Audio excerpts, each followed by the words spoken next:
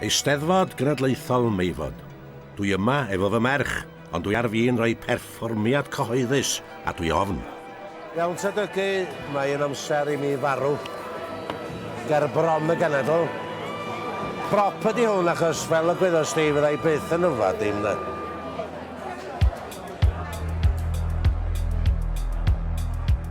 Dwi'n perfformio ers blynyddoedd fel canwr a bardd, mae'n wir.